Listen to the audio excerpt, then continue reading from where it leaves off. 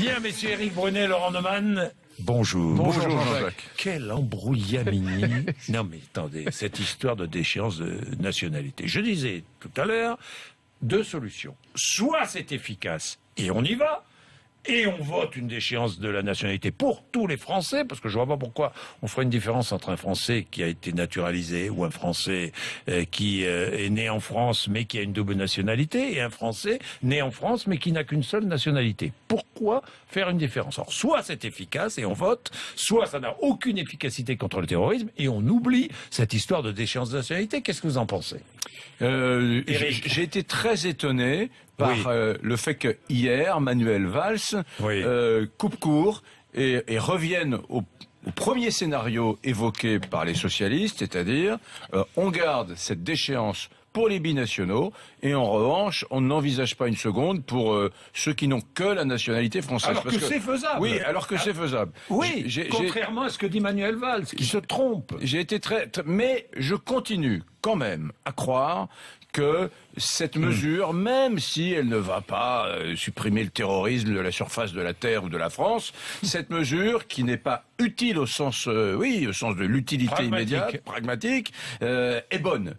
Parce que moi, mais je n'ai pas envie, dans ma communauté de destin qui s'appelle la France, de partager mon existence avec des gens qui portent le fer contre mon pays, et donc je suis toujours favorable. Je regrette simplement qu'on ne fasse pas ce qu'on avait évoqué il y a quelques jours encore, la déchéance pour tous les Français qui retournent la Kalachnikov ou le glaive contre des gens qui font partie de notre République et notre communauté nationale. Voilà. Et moi je le regrette, et là ça va encore susciter des débats sans fin, parce qu'il va y avoir des gens qui vont se sentir stigmatisés, d'autres qui... Donc je trouve contre-productif ce qu'a dit Valls hier. Ne veut pas, Nicolas Sarkozy ne veut pas, Alain Juppé ne veut pas, Bruno Le Maire ne veut pas, François Fillon, on ne sait pas parce qu'il n'était pas là hier. Il y a une question, Jean-Jacques, très simple à se poser. Est-ce que vous êtes capable, ici, ce matin, dans ce studio, de citer le nom d'un responsable politique, y compris parmi ceux qui ont soutenu cette mesure, un seul qui vous a dit « cette mesure est utile, elle est efficace ». Vous n'en trouverez pas un seul.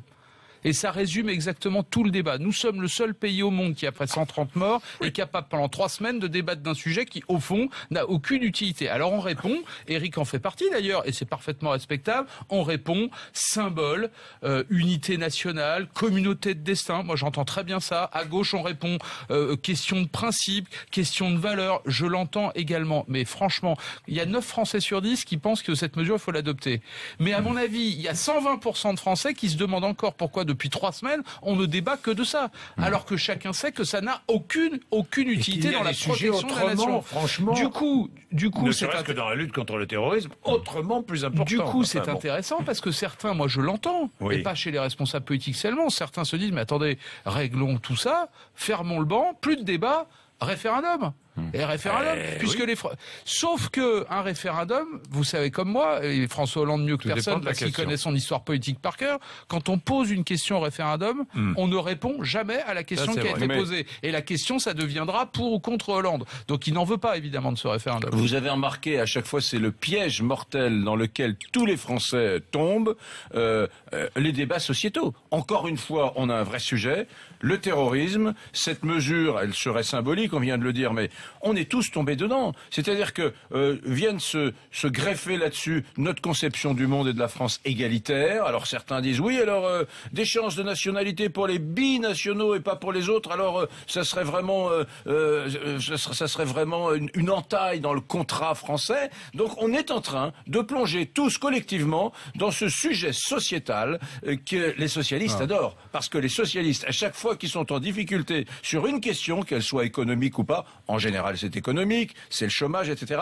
Eh bien, ils nous dirigent vers un sujet sociétal sur lequel on s'écharpe pendant des semaines et des semaines. Éric, et on en oublie l'essentiel. Éric, on peut se retrouver au moins sur cette question-là, et c'est pas loin de ce qu'a dit Manuel Valls hier. Les seuls qui déchirent le contrat social, le contrat français, notre fameuse communauté de destin, c'est ceux, comme vous le disiez, qui retournent le glaive contre nous. Ceux-là se mettent de facto en dehors de la communauté nationale, point. Et c'est la seule raison qui explique pourquoi 9 Français sur 10 ont déjà déjà tranché cette question de la déchéance. Parce qu'au fond, pour eux, il n'y a pas de débat. Alors il y a des débats sémantiques, des débats philosophiques, des débats juridiques, bien sûr, et c'est très français. J'aimerais regarder la liste des terroristes tués ou encore en fuite, savoir s'ils sont français, naturalisés français, binationaux, pas français. J'aimerais qu'on ait la liste exacte. Mais attendez, pardonnez-moi de vous faire cette réponse cynique, mais je pense que les victimes ou les familles de victimes s'en fichent comme...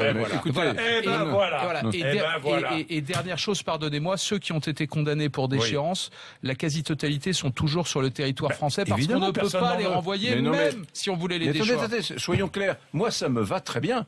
Un terroriste qui a... il y en a, hein, donc qui ont purgé leur peine, ou une personne qui a été complice d'un acte terroriste, qui ont purgé leur peine, qui ont été déchus de leur nationalité française et qui pour autant restent sur le territoire français, ça me va. Puisqu'on est dans le symbolique, assumons le symbolique, une personne n'est plus française, elle demeure sur le territoire parce qu'un apatride ne peut pas aller vivre n'importe où, certes, mais ça m'irait, c'est possible. Je ne comprends pas pourquoi Valls a renoncé à cette mesure. Bien, merci, il est déjà 59.